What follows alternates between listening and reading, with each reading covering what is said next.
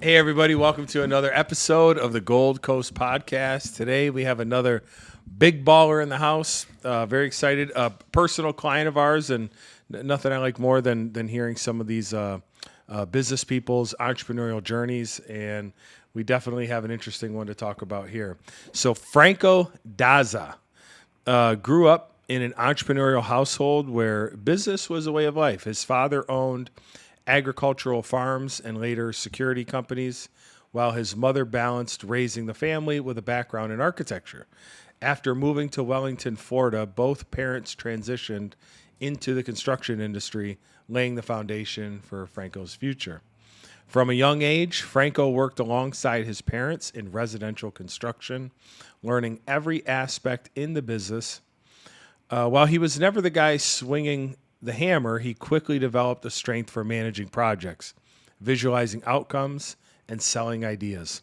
Self-driven and big picture focused, he credits his work ethic to growing up in the business, even if academics were never his strong suit. After the 2008 market crash, Franco pivoted into sales while earning his degree at FAU, dominating roles at AT&T and later Wells Fargo, where he became a top performer at both the branch and district levels. Despite the success, corporate life was not for him. He left it behind, spent time abroad working with his father, and eventually returned to what he truly loved most, construction. With no capital, Franco launched his own remodeling business, applying the discipline and systems he learned in corporate America to the construction world. By year 3, he met his wife, an architect and designer, who became the missing piece personally and professionally. Today, they operate with a design-first, systems-driven approach that eliminates guesswork, reduces delays, and delivers a smooth, high-level experience clients love. Franco Daza is a builder by blood, a manager by strength, and a visionary by nature. Damn good intro. What's up, man? Thanks for coming on. Thank you, man. Thank you for having me here. Yeah, that's cool. So, big difference between me and you. I didn't grow up with an entrepreneurial household. Mm-hmm. Kind of unpack what it was like seeing your parents in business and what you think you learned from them, in that upbringing that is obviously helping you be so successful today. I mean, like I said, it's very normal or natural for me and my surrounding, like all my family, everybody's entrepreneurial. I think what set the tone of the difference is my parents were always around. So I was never waiting for my parents to come home from work. I didn't even know what that meant. So I experienced that when I moved here, seeing my buddies be home alone because their parents were at work. So my parents were always home, at least when I was home. So, and when they were working, I knew what they were doing. And when they were in their office, we were part of it. So we were always part of the businesses from very, very young age. Like I remember my brother, when he was like 7 years old, he was left in charge of running the office when my parents were in the States for a trip. So very natural for us to feel part of the business since we were young. So I definitely credit my parents a lot for that. Yeah. So that's where I really learned how to manage things. Ever since I was young, my dad would always teach me how to sell. He would even bring me to his business meetings at 4, 5, 6 years old. And he'd even make me like pitch them when I was at set. Like if he was trying to close something and they wouldn't budge, he'd be like, "Oh, you want me to tell Franco to come in?" And he'll literally bring me in and I'd be like 7 years old trying to pitch some 15-year-old. Yeah, cool. So that was always very natural, very normal. Being an employee was never an option in our family. It was always like, you're going to be an entrepreneur. So that was always like the thing we always heard. So that kind of made it normal and natural. I mean, I think everybody has their own ways. It worked out, I would say, kind of, sort of. Yeah. But it was really just the only option. It was just the way they always explained it to us, like be your own boss, run your own business, etc. Wow, that's great. Yeah, it just excites me because my wife is pregnant right now. And I know you just had your first child recently, Yep. right? A couple months ago? Yeah, 5 months ago. 5 months ago, little boy or girl? Boy. Little boy. Yeah. All right. So I'm assuming you've already thought about this. What's his name, by the way? Vasco. Vasco. Yeah. Vasco? Exactly. Vasco. All right. Do you, have you already been thinking about that? Are you going to put a hammer in his hands when he's like 3 years old? Doubt it. Get him working. Yeah, if anything, I have thought about that. If anything, I don't want him to go through what I went through. So essentially, being in America has a lot more opportunities than being in South America. So being in South America, what was my north was depending on my parents because they were entrepreneurs, they were very successful, so they were going to pave the way. So if I compare myself to my cousins, family members in South America, their parents paved the way. So they're still in the family company, they're still part of that group, so I didn't get that chance. When we came here, that was my parents' goal and dream, and that crashed in 2007, 2008. So then I had to start from zero. So being here in America, what I've thought is paving my son's future. So I've opened like a custodial account. So my goal is to when he's 18, 19, he's got plenty of money in the bank that obviously I've been putting away for him to do whatever he wants to do. Not have to go through what I went through from 18 to 30, 18 to 26 to finally figure out, okay, I want to do my own business and figure it out. Yeah. So, I don't know about a hammer, but hopefully something to where he could be on the road more and more remote. Because being in sales, you were in sales, you're stuck to your area. You can't just pack and go somewhere else. You literally start from zero the minute you do that. Yeah. So I'd love that for him, like that flexibility that I don't have. So that's my goal. I think if I have a son, I'm definitely not going to put a hammer in their hands, right?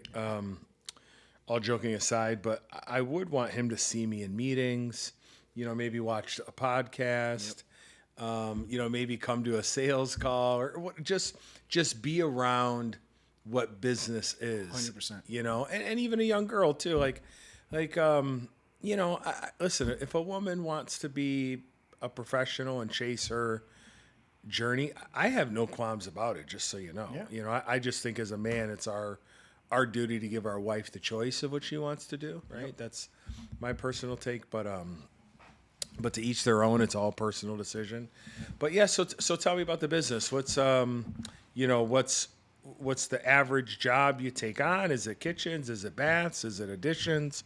Tell me about the company a little bit. So I chose to focus in remodeling. My main reason for that, honestly, was because I kind of had like a natural attachment to it. When I worked with my mom in 2012, I could see the remodel project very easily. She loved new construction. She's an architect. So if she walked into like a complicated project, it'd take her a little bit. For me, I could see it through. I could see a wall, I could see a kitchen, be like, beautiful, let's do this, let's do that. And it was kind of natural. Even she was in shock. She was like, well, how'd you get that? I'm like, I don't know, it's there. So remodeling really comes very natural to me. I see it, for many years. I was there for 5 years. I sold projects, big projects, from $55,000 to $150,000 without one design, without one rendering. And now I ask myself, how the hell did I do that? Yeah. Like, that's just the truth of it, because now we have 8 pages of PDF that Vanessa prepares, and it's got everything detailed out. And I would just tell the client, like, imagine this. And I put blue tape down. I do so many things. There's a kitchen I did for now a great friend, Tony Pellegrino, and remember putting tape down and us designing it, and there was not one PDF, not one rendering. And you look at the end product, and you're like, all right, that came out sweet. So it was just natural. I didn't have any funds. I had a buddy who was doing flips at the time. So he's like, hey, your family's been in this business the whole time. I know you want to get back into it. He's like, do this do these flips for me. So I did that for the first 2-3 years. And then I went with, I call her family members, my ex-girlfriend's mom. She's a designer and a contractor as well. And I worked with her for a couple of years. So yeah, my main focus is kitchen, bathrooms, and floors. Average project is honestly like a $20,000 bathroom. Yeah. I would say that's bread and butter. And then big kitchens and complete remodels are obviously my favorite. And we do, from a handful to 10 a year. But what we do back to back is small to master bathrooms. And then I would say every month we do a couple kitchens. And then full remodels, we do about 3 a year right now. The goal is to do more. Yeah. Now, have you ever thought about, you're getting my business development brain going, obviously getting in with the realtors would be a good move. Have you networked with realtors? So that's how I started. I started networking a lot with realtors and got a lot of projects that way. Yep. Now it's just really word of mouth. So I haven't reached out to any realtors. I don't call them for leads or anything like that. Matter of fact, I don't get any leads from any source. Yeah. I don't like paying for leads. So it's taken me a lot to do formal marketing. I started doing Instagram, listening to Gary Vaynerchuk, that he said that, you got to do it. So I started doing it there, and just word of mouth. I deal with a lot of realtors. They don't send me a lot of business, to be honest with you. But word of mouth is the biggest thing. And in development and growth, I think it's more, I would say more, I just need more reach more than anything, and more exposure. Yeah. Because the realtors, I love them. We do, they do feed me a lot of works, but they're selling a house. They're not selling a project. Yeah. And to sell a big project, you need to know what you're talking about. You can't, you could recommend a contractor, but you can't sell the project. Yeah, for sure. It's interesting. You obviously, sales very well. When you're telling me you're putting blue tape down, imagine this, you're not even showing them renderings. That's a quality of a great salesperson. Yep. There's been so many times over the years where, all my stuff is internet based. And, who knows? Wi-Fi's down or a website goes down. You never know what could happen. I had all my videos on Vimeo at one point. Vimeo had a crash. So there was like a few hour period where I was having a tough time showing people certain things. And you got to just say, imagine this. That's it. You got to say, imagine this. And I've seen other salespeople where they're like, oh, this happened and I didn't have this, I didn't have this, I didn't have this.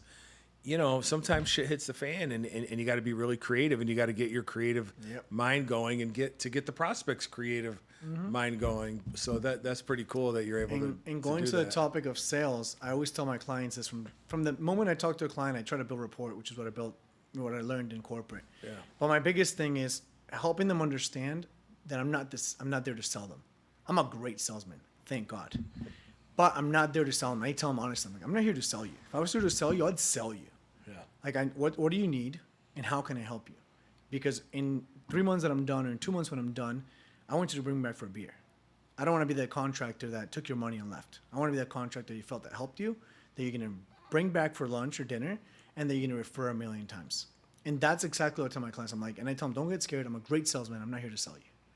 If I was here to sell you, I'd be upselling you left and right. Yeah. So that's my biggest thing. I love sales. I'm really good at it.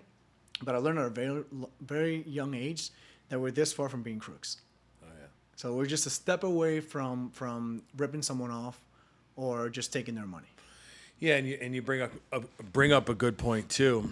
If somebody wants a $20,000 job, and let's say they have the money for a $40,000 job, you probably could persuade them to do the $40,000 job. But then even if the product or the final finish is a masterpiece, they still may have some buyer's remorse because they bit off more they can chew, and and then now they don't want to call you to do business with you again. Now they're not telling everybody in the neighborhood about you. Yep. You want to be the neighborhood remodeler. You want to know Pam, Susie, Ken, Joe, all in that cul-de-sac, So that's cool that you're ethical like that. That's definitely the goal. That's what I tell them. And then, obviously there's mess ups. We had mess ups. We have plenty of them as any contractor. I tell clients the beauty about remodeling is no matter what happens, we can fix it. And it's the truth. And I had a client who, something went south. I was in year 3 of being on my own, and I took a job in Wellington, Coral Springs. That I don't do anymore. All my jobs are pretty close. So obviously, I didn't do either one well. The Wellington one went well, but at the end we had a big issue, and we sorted it out. We got it fixed. I told the client, I was like, listen, you need to pay me the last 10%. I was like, I promised to be done by Christmas. I'm not going to be done by Christmas. I'll be done 3 days later. So you owe me X amount. Don't pay me. I was like, I'm going to finish. I'm going to make it right. Sorry for the mess. And I remember walking out of there and thinking, I'll never get a referral from this lady. I counted them. I've gotten 43 referrals from her. 43? Yeah. From a woman that you destroyed her Christmas. Well, luckily, I learned one thing, and as I sit clients down, I don't BS, I don't cut around the bush. I sat her and her husband down, and I told them, okay, here's a scenario. Here's option 1, what it could be, option B, and option C. No matter which option it is, I'm going to take care of it. But first, I'm going to bring out a plumber out here. He's going to check it. Second, we're going to do the second option. And third, we have to rip it up. We're going to fix it. And so they knew what they were in for. And they knew what my plan was. And they knew I wasn't going to let them hanging. I had already been there for 6 weeks. Yeah. So that's what I try to build that trust with the client so you don't have an issue at all. Of course, I've had maybe 1 or 2. Honestly, that's probably max in the past 8 years. But I try to over-communicate. I keep in touch with them. I have my chat on my phone. So communication for me is key. But I try to be realistic. I was like, listen, things could go wrong, but I'm here to fix them. And that's what it's all about. And it's not about the money. I tell my clients, like, listen, I'd rather cut you back a check and you be happy than me leave with a 10% margin and you hate me. Yeah. Like, I want to be here, like I was saying, at Kalu's having a beer when I'm 65 years old. So I'm like, oh, that's Franco. He's a contractor. He's been here for 50 years. Like, that's my goal. Yeah. Like, I don't want to be the guy that, oh, yeah, he became a millionaire, ripping people off. Yeah. Business is tough, because a lot of times we'll make a product or a service, and I'm talking any company, right? Mm-hmm. You'll make a product or a service, and there's just a certain percentage of people out there that no matter what, they want to make a fuss and they want to make it an issue. We sell this, we have this product. It's like a video magazine. And when we roll out the video magazine and we're selling other advertisers in the magazine, actually we do it in Wellington too. Okay. Are you a Wellington Chamber member? No. No, anyway, so I'll explain it down the road. So, and usually, like if you were to buy into something like that, what we do is something called name dropping. We say, hey, Remax signed on, Keller Williams signed on, Joe's HVAC signed on. And a lot of people like to participate in something if they see other reputable people are doing it too, right? Well, for 25 years, I've done that, and that's what I teach my salespeople to do, is let them know who's involved. It adds credibility to what you're doing. Then this guy made this huge fuss. It was, thought it was the most unethical thing in the world that we were, mentioning who else is on the project and what we're doing. And he was just looking for a reason to just be a problem, How do you handle that small segment of people that are just, you moved your body here. I love you it. moved, you I love repositioned. it. How do you handle these people? So here's the thing, and I say I'm blessed, right? That I went through what I went through. My parents losing everything, and me starting all over again. Going to Wells Fargo, going to AT&T, working catering, cleaning horse stalls. Like, I've done it all. I've been around the wealthiest growing up. I've been around the most poor, whatever. I've learned a lot, and one thing I decided was I wasn't going to deal with those clients. From day one, that was my decision. When I started with like $4,000 in my pocket. One of my buddies took me into his house for $400 a month. My parents had a rental and they said, go stay in it. And then my buddy's like, rent it, take that income and live off that and come live with me for $400. And I said, okay, cool. So I said, I've been broke. I've been employed. I've made money. I've been broke again. And now I'm starting all over again. And I said, I'm not doing it for money. And I'm also blessed that I saw some people go through some nasty money issues. So I was focused on not doing it for the money. So every conversation I start to this day, I make sure I get along with the client. And I tell them, we're about to go into a relationship. You and I need to see eye to eye. Forget about the number. First, see if you trust me. If you and I click, then we can talk about the number, because anybody can remodel. Anybody can charge you $20,000. But I don't need you texting me at 7 p.m., 8 p.m., going off on me for no reason or because caulking's missing. But if you get along with me and we're seeing eye to eye and we're on a realistic level of life, not the fake la la land that most people are living on, corporate lifestyles and whatever, titles. I tell them, you and I are just two buddies. I'm doing I'm doing your bathroom. I'm doing whatever work I'm doing, but we're going to over communicate. Why? Because at 7 p.m., I don't want you blowing me up. So the ones that are a little tough and I see resistance, I give them some time to try to make it happen. And if not, I let go. Yeah. I made the mistake in 2020. I was having my biggest year while everybody was freaking out about COVID. I was having a killer year. Busy as heck. Money was flowing. Every job was getting approved. And this huge project came to my lap. And from the first email, I could tell it was going to be an issue. But I forgot about my focus. I forgot about my purpose, right? Mm-hmm. Not only that, we thought the world was going to end. So I'm taking every job I can. That was my worst 2 years because that client lingered on for 2 years. And I left like $20,000 on the table. I said, you know what? I don't want it. I'm done. I hired one of my clients was a construction attorney. I had to reach out to him.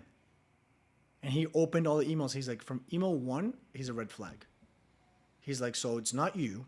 He's like, you did my house. I know how you work. He's like, it's him. So now you have to decide either you drop and walk away, or you finish and still walk away because he's not going to pay you. I'm like, yep, I'll finish and walk away. Yeah, no, I love it. So it's tough. It's really tough, but I try, I try not to deal with those clients. And another thing I do, which a lot of people don't like, is if I talk to the wife, I say, hey, I want to talk to both of you. And if I talk to the whatever partner issue it is, right? I say, let me talk to both of you, because my message can't get broken up. Like, I need my message to get delivered. And the only other client I had an issue was I only spoke to the wife. The husband was too busy. He added things, but never consulted me about it. He would just text and say, okay, add this, add that, add that. And then at last he's like, oh, you weren't clear about your extras. I'm like, what are you talking about? There's no extras in my contract but what you added. So I try to avoid those. I truly try to avoid those. I do tell my clients, I talk to them, as it is. I tell them straightforward. Some people may not like that, but that's just the way I've chosen to do business. I don't BS. I'm cutthroat. I tell my client, I don't need your project to pay my bills. I prepared myself to where if you don't pay me, I can still live. So I want to do your project because we're going to both get along. It's going to get done right. If something happens, you call me back. I'm going to fix it. Not just because I need an extra few bucks to pay my bills. Yeah. No, I love it. The red flag. Once you see the red flag, you're just like, I'm done with it. There's why is this the case? I feel like whenever someone pays money, they think that it gives them the right to be rude. I used to work at this place, and we were on a company cruise, and the guy that was buying dinner for everybody just decided to just be disgustingly rude to the waitstaff, embarrassing the waitstaff, demanding this, say, I want to talk to your manager, just the whole waitstaff. There's probably 50 people on this company cruise. And it's just like, it really blows my mind that when people are the money spender, they're instantly allowed to be rude. And the more I'm thinking about it is maybe it's that they didn't want to spend the money in the first place. That's exactly what I say. Yeah. So and if that's the case, I'm just like you, that we professionally walk away all the time. We say, hey, we refund you. Hey, we worked with you for a couple months. Here's your money back. I don't think we're a good fit for you. It's not you, it's us. We don't think we're a good fit for you. So I like that you're willing to do that. And I think it's really healthy for whether it's a contractor or people in any line of work. You got to be willing to walk away from a deal, but you got to build up your business enough to where you're not so desperate.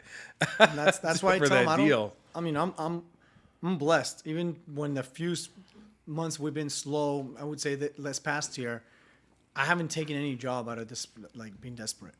And I always tell myself, I'd rather just not take it because it's going to be a bigger issue. Or I take something just to fill the schedule, and then I'm going to miss out on something real big or something good. Mm-hmm. So yeah, I try really hard not to, and I tell clients, I was like, let's talk, let's this. I don't give out estimates or numbers on the first phone call. I was like, that's what everybody else does. If that's what you want, just call anybody else. Are you looking for a contractor and build a relationship? Then I'm your guy. Yeah. Are you just looking for someone to pay something to and disappear? Then I'm not your guy. You're not my client. You're going to bring me issues. Yeah, and the other thing too, this is what I try to help all my employees understand. If this guy over here spends $1,000 a month, this client over here spends $1,000 a month. They're equal paying clients. But this one over here needs 10 times the amount of attention, and they're 10 times more difficult to deal with. Yep. I would rather, not saying screw them, but rather politely walk away and double down your attention on this good paying one. Make sure that we are delivering on what we said we're going to do. Try to over deliver for them. Try to nurture the relationship. Maybe go visit them, right? On site. Hey, I just wanted to see your business. Oh, wow, this looks beautiful. Nurture the relationship a little more. And then think about the referrals you can get from this person. So I'd rather double down on. Those are the good clients. Those are the ones that are going to refer you. Yeah, for sure. So always. Yeah, that's cool. You're a savvy dude, man. I feel like you're pretty young still, right? You're still I'm 37. Okay, you're young. Yeah, 37, but I got started real young. Yeah, obviously, yeah. No, that's cool. So what's your business look like in 3 years? Perfect case scenario. Perfect case scenario. I would like to be doing complete remodels. I always say my biggest goal is to have a full year scheduled. That's my biggest goal. 2020, we had half a year schedule. So I would say full year schedule is my biggest goal, focused in full remodels. And when I say full remodels, it's not high-end homes. It's anybody's full house. It could be a $300,000 home, full remodel, or a 500 or a million, whatever it is. But I love the full remodels, like opening the door, redoing floors, kitchens, paint, drywall, everything.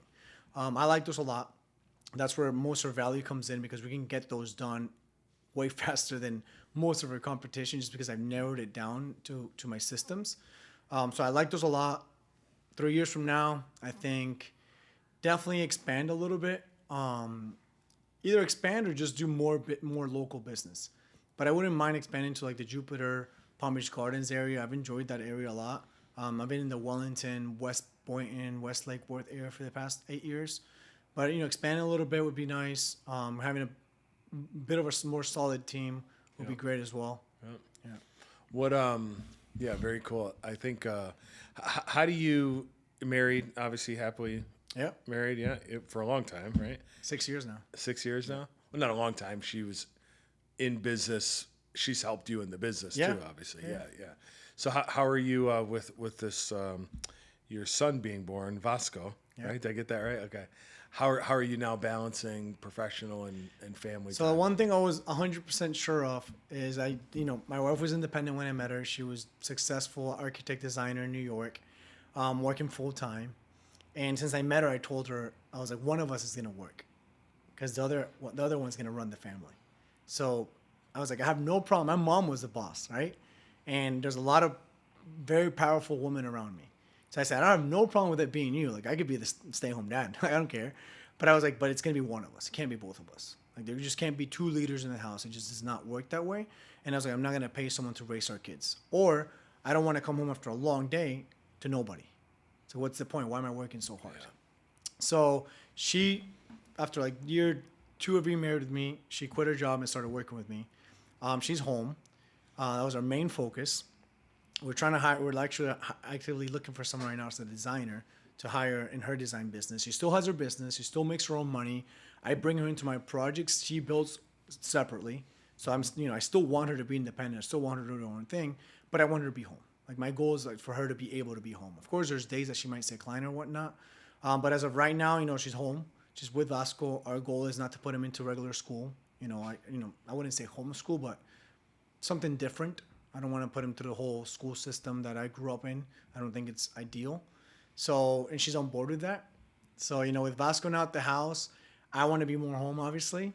I made it a golden rule that I have lunch at home every day because for the past 13 years when I was working corporate, I was never home. So I made it up, I made it a thing to where I have lunch at home every day. Her and I sit down for lunch. Like, it's not like, oh, she went to our lunch. No, we're having lunch together. Like, that's our time. Yeah, that's cool. So, with the kid now, it's a lot cooler because I'm more home and I don't feel like I need to be on the, I'm a sales guy. I like being outside.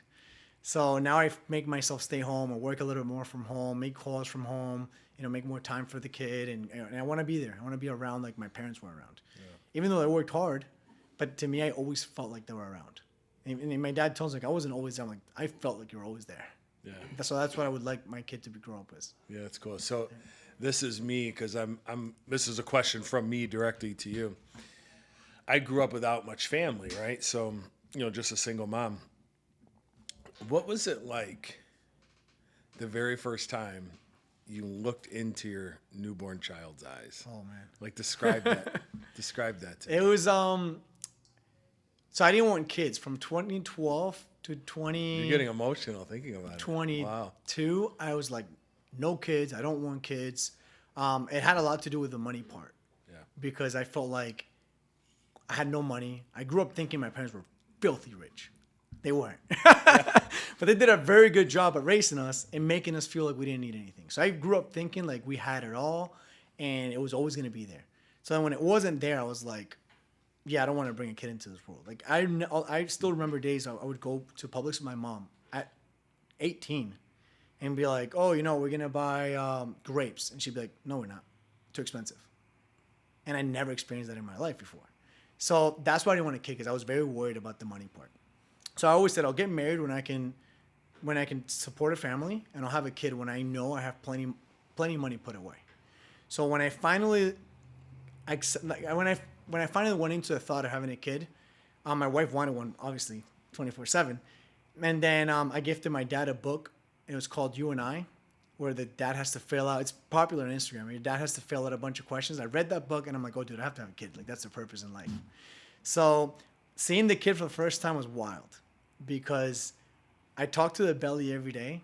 I'm dark skinned, like I'm Arabic background, Spanish, and my wife is Italian, fully blooded, pale, blue eyes, brunette. So I would always tell my kid, like, you have to be white, blue eyes. Like my wife would be like, stop saying that. He's gonna be like dark skin like you, and you don't say that. Don't prepare him for anything. I'm like, no, I want him to be like blue eyes, white, etc. Like I would always joke about it, but that's what I was saying. I was like, boy or girl, whatever you are, you need to take your mom's genes. So when he got out of the bed, like when he came out, Mike, I teared up. I was like, first I said it's Vasco because we didn't know the sex, we didn't know the gender. We kept it a secret the whole time. So I'm like, it's Vasco, and then I'm like, it's got blue eyes. And she's like, no way. And I'm like, oh, because you're looking at it coming here, right? Yeah, well, I got him up here. I didn't want to see that part. Okay. I got him already up here. And she's like, what is it? What is it? I'm like, it's Vasco. And he's got light eyes. And she's like, no way. And I'm like, and he's pale as he can be. And till this day, he looks just like her. Wow. So, no, it was an experience. I didn't know what to expect. It was, like, mind-blowing. Because at the same time, I kind of didn't want a boy. Because I was like, I got to raise a man.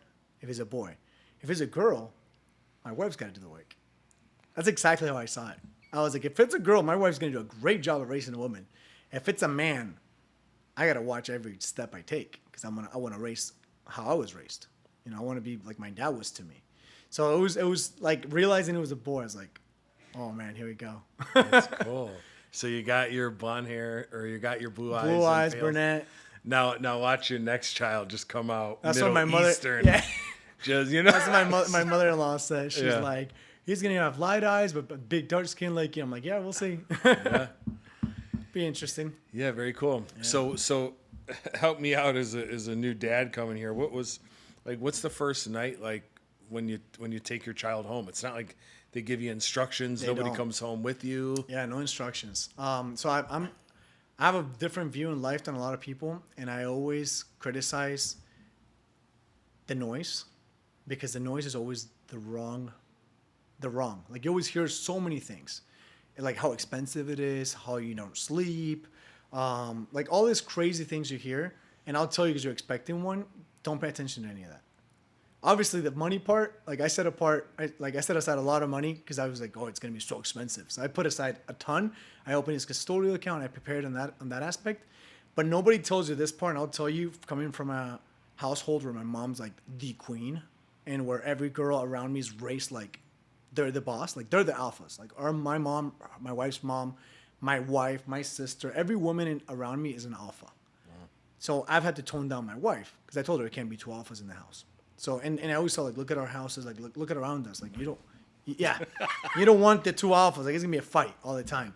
So coming from that, like I empower women, even though people don't think that, like they always think that I'm like machista or something.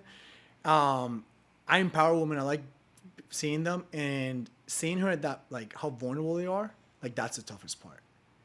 Like that first night was not the baby can't sleep. It's not like, oh, it feels weird or you're scared. It's like, how scared are they?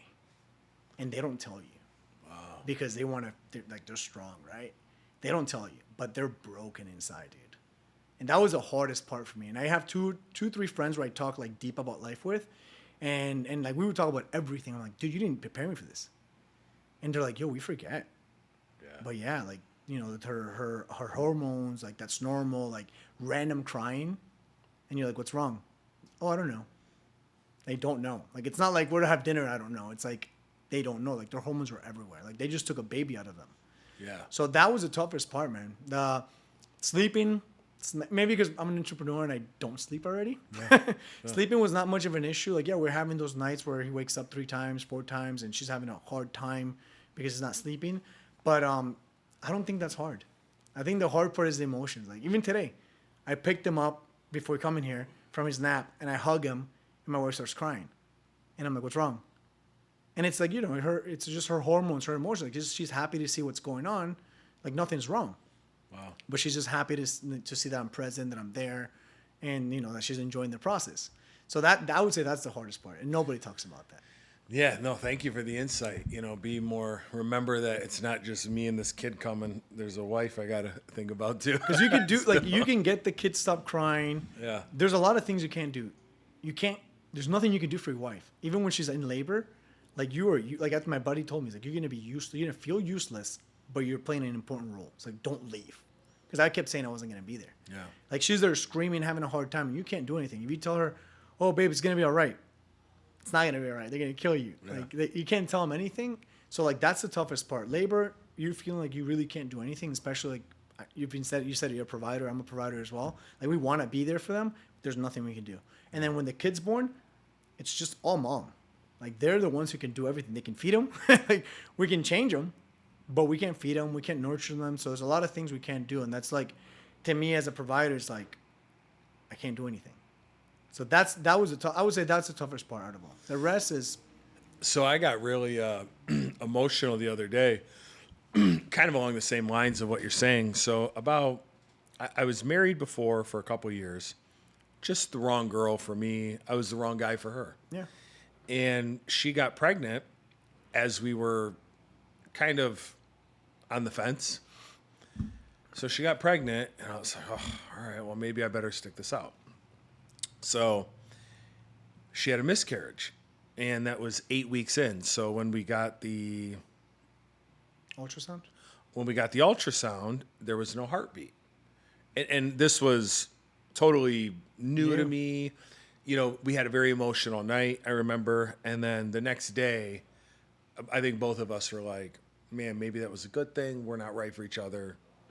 Right? So when I found out my wife was pregnant, roughly 6 weeks ago or so.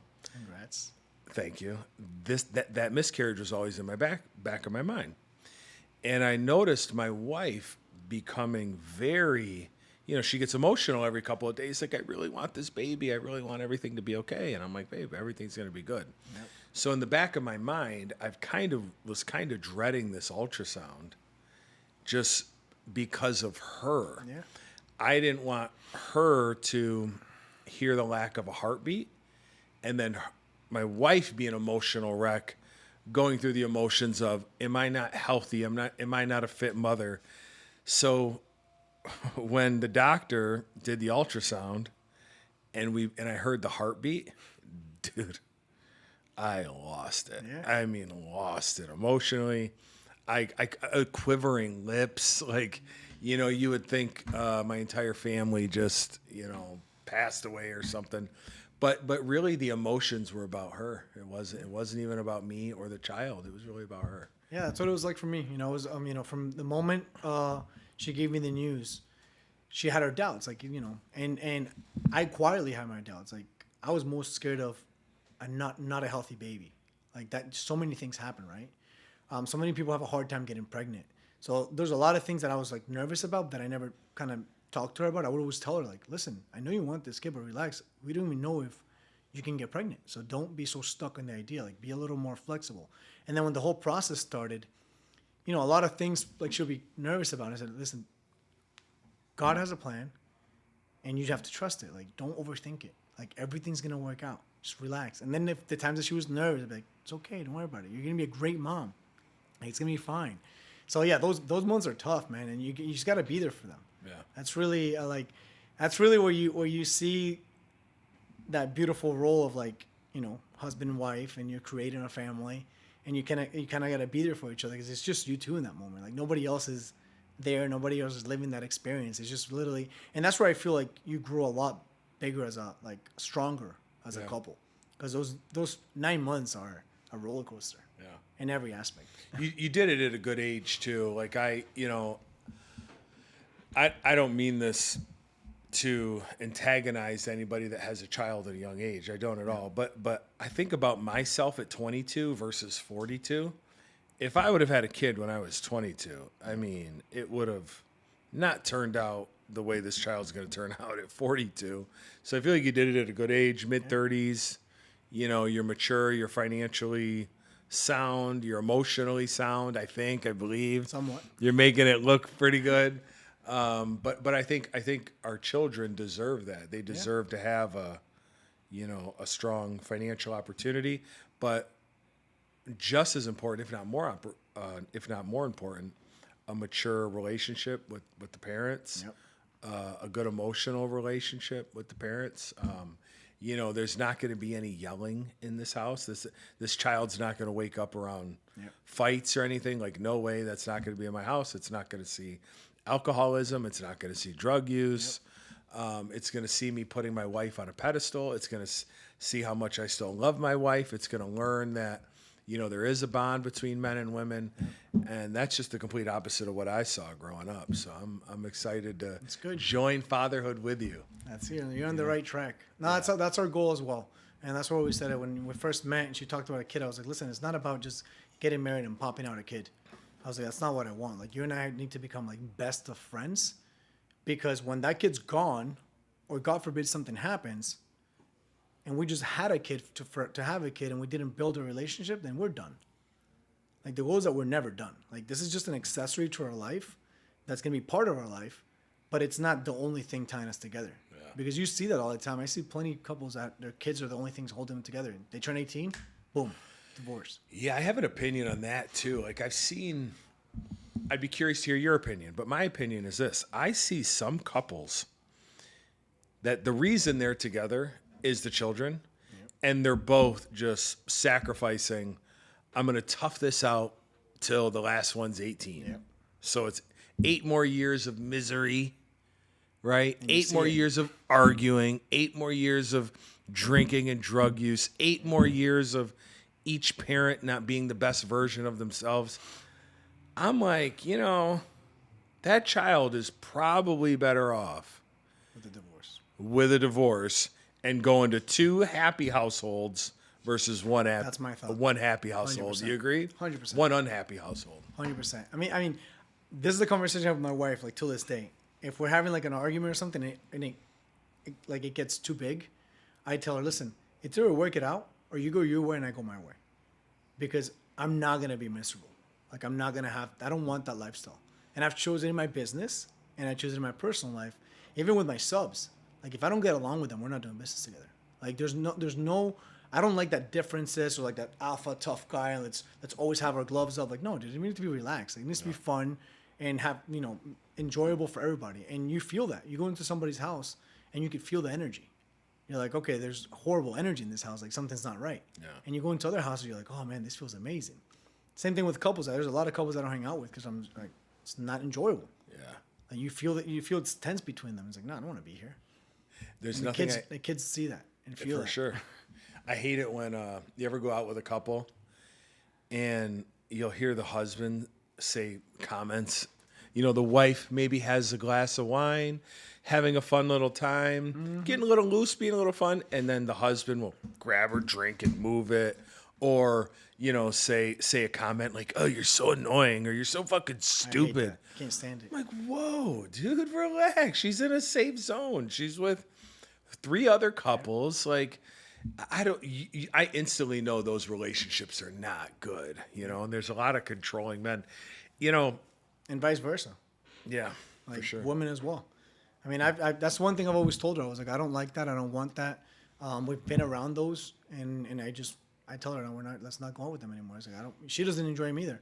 Yeah. And when we're out, I mean, obviously we're humans. Like, she might say a comment about me here and there, but it's not like that constant, like, oh, you never do this right, or you always do that. She'll laugh at me because I'm known for like a white shirt. If I'm having dinner, like, I'm gonna stain it. So I try not to wear white shirts. So if I get a stain, I'm like, oh, here we go. And then she's like, oh, you always do that. That's like a normal like comment. Like, she's not like beating me up the whole night with negative comments. Like, yeah, I avoid those. And I have close friends. I tell them, like, listen, your kids see that and feel that. Like, it's not good. Yeah, there's nothing better than what I've learned over the years. I'm not worried about people's feelings anymore. I just like being around positive energy people, you know. One of the things I really struggled with in life was my temper. Like I'm the nicest, jovial, like fun-loving. Nobody could ever believe I had a temper type personality, but the switch would always happen. I'm identical. And I was really? Oh yeah. I'm harmless, but it looks scary. Does that make sense? Yeah. It's like I would basically turn green and turn into the Incredible Hulk. Yep. So my temper, now don't get me wrong, I haven't thrown a punch since I was 19 years old. Okay, I'm not fighting. But there were times where, that nasty yelling would come out maybe once or twice a year still. And it's loud. I'm a man and I'm a big, strong guy. And we're scary, especially around a female. You know what made me finally go to therapy for anger management? I have an 8-pound dog named Gigi that is absolutely obsessed with me. Follows me everywhere. I'm her world. Okay? This is about 4 years ago, whatever it was. I was yelling, and she ran underneath like a chair and was hiding underneath a chair. Oh boy. And I saw my little dog that's obsessed with me, scared of me, and it literally clicked with me. I'm an unfit father. Like even though it only comes out every now and then, I have to get rid of this. Yep. And I went to therapy, anger management, and I got the best strategy ever. Hasn't come back in 3 or 4 years. Good.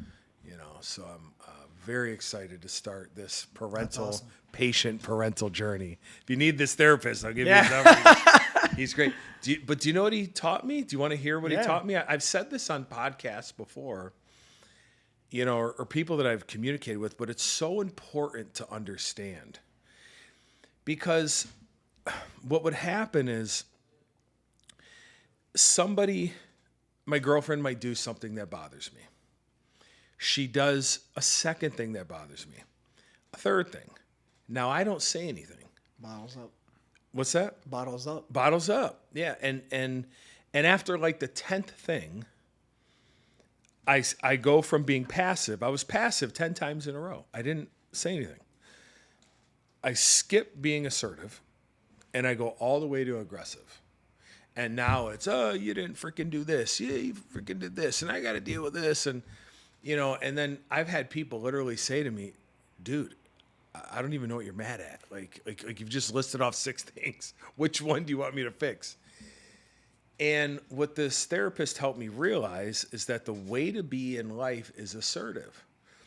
So if your wife or a coworker or whatever it is does something that irritates you, you have to have a little bit of courage, address the conversation. That's what I got to work on. No, it's tough. Yeah. This is tough. Bro, I just learned it 4 years ago. Okay. I'm going to sign up. Yeah, no, it's good.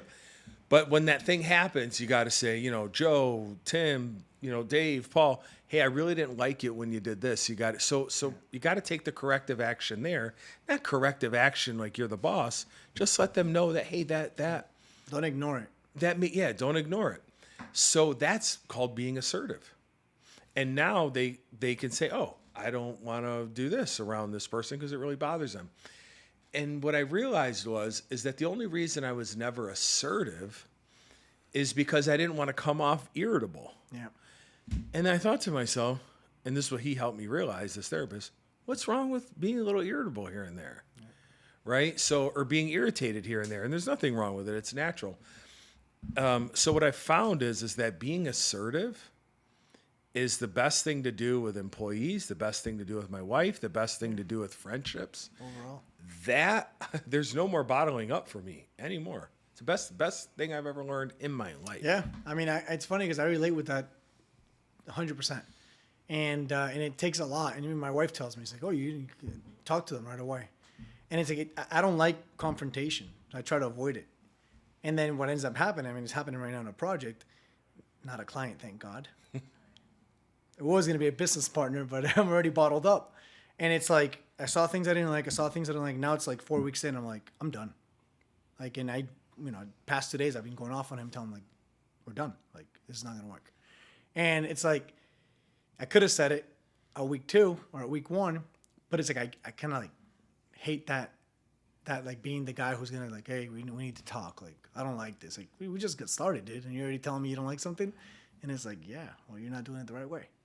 So yeah, I mean, I appreciate you telling me that. That just blew my mind open, but I like it, and I got to get on it because assertive. You know, I'll give you another example, work related. So a lot of times, you know, we have videographers here, right? But if I have a client in, you know, Montana, you know, we contract out videographers.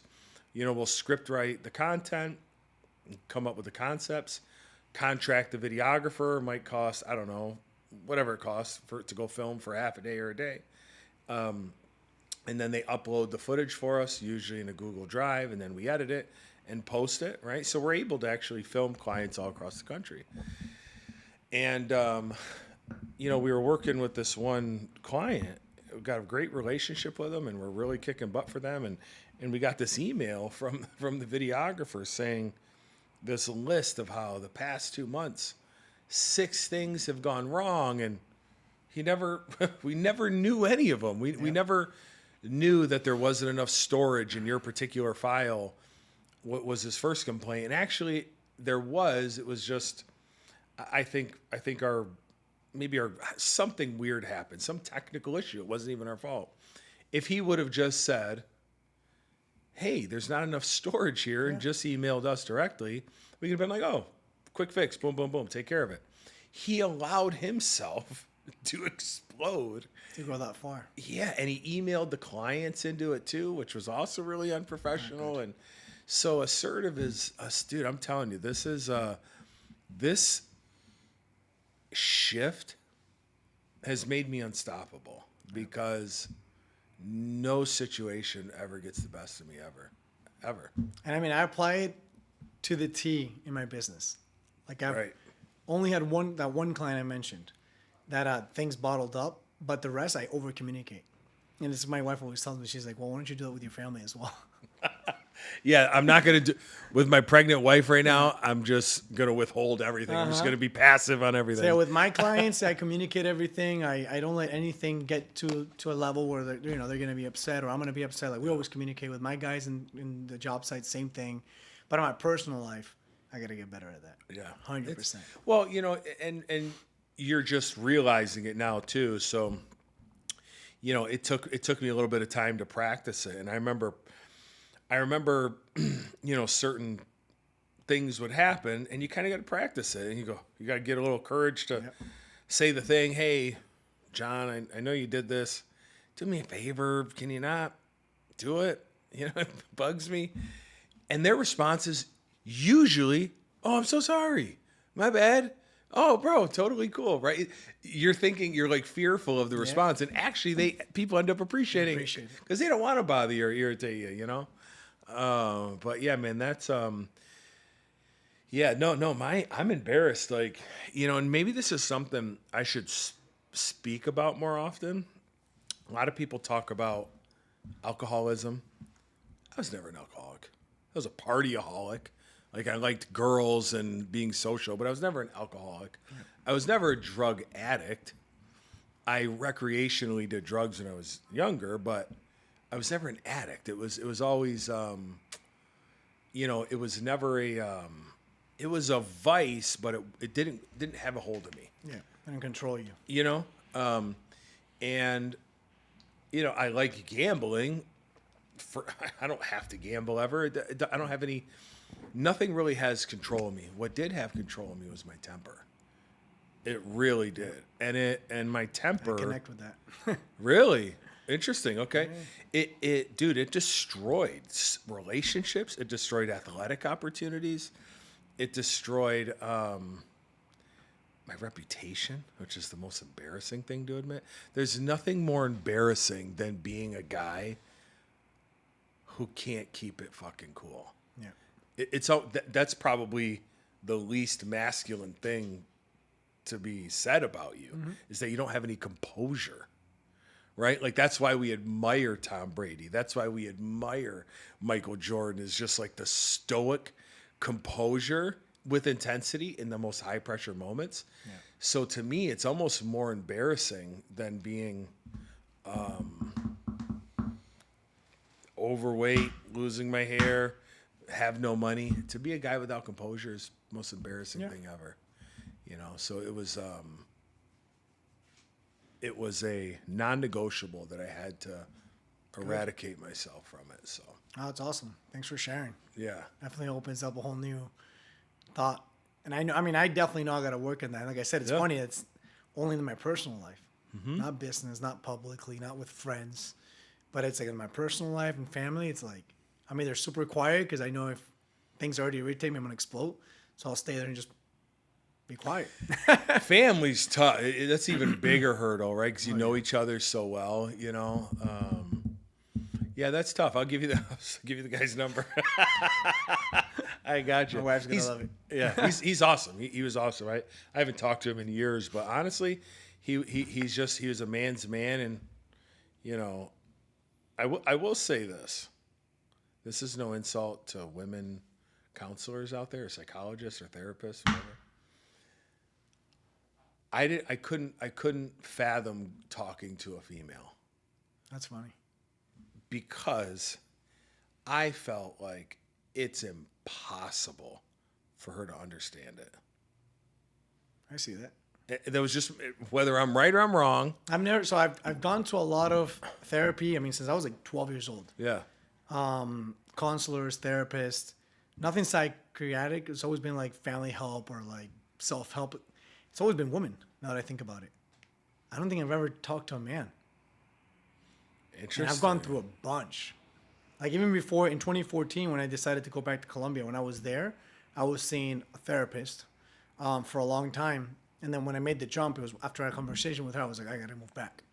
But it's funny enough, now I see, I'm like, I don't think I've ever sat down with a man and told him, here's how I feel. Yeah. No, I mean, I think that, like, it's funny because I see it the other way. Yeah. I think to me it would be weird to, like, have that conversation with a male therapist or male coach. Yeah, yeah. But now I'm like, all right, now I'm open to it. I'm like, all right, I got to do that. Here's how I look at it.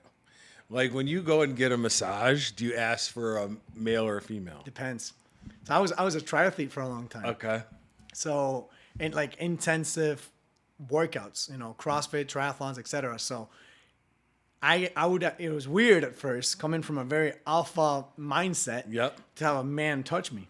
Matter of fact, I go back to 2012 when I found that I was a man massaging my ex-girlfriend. I was like, what the heck? Like, that was the mindset. And in 2014, when I started doing like marathons, triathlons, and everything, I was introduced to this guy, and like big, huge, like black guy, and it was massaging. My dad got weirded out. My dad was like, what the heck? But, you know, he was deep tissue massage, and that was, you know, the best results. Now I'm open to whatever. And it's like, oh, I go get a massage every for example. Like, oh, male or female. I'm like, nah, I don't care. Yeah. But it took that jump of like being comfortable with it. Yeah. Like, yeah. Oh, trust me. I don't like if I go on a vacation and I want a soothing massage. Female. Just give me Sandra. You know, let her rub me down. Yeah. But, you know, if I'm going for, like, if I really need some work done because my neck is really cracked, I'm like, give me Bruno. Yep. You know what I mean? Give me Bruno. Now, the only thing I do hate feeling is if Bruno's got hairy arms. Dude, I fall asleep. Deep tissue. There's a therapist that comes to my house now twice a month. Yeah. And she's strong. She used to be a cop. And I knock out. Deep tissue massage, I fall asleep. Yeah. Like they're always mind blown. They're like, you fell asleep. I'm like, oh yeah, I know. I had a guy. So I wouldn't know. I had a guy. He used to go to this gym a couple of years back. 6'2", 350, former power lifter. And I can only imagine. I'm a sizable guy too, right? You know, and he would just bend my hamstring or like my lat in this crazy way. And you know, I'm a strong and I'm tight too, which sucks for them. And he was making grunting, digging into, you know, my lats, especially my neck, you know, certain problem areas. And he's like, ugh, ugh. And it was painful. Yeah. It was painful. So I was grunting back like, oh.